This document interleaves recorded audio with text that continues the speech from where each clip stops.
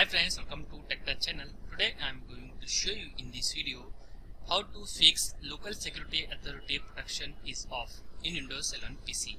So before I start the video, please subscribe my channel for more latest video. Guys, very simple method to fix this problem.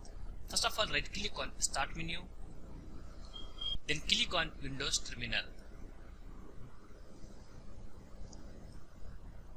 In this, copy and paste one command. This command available on description. Copy and paste, then hit enter. After doing this, close this window.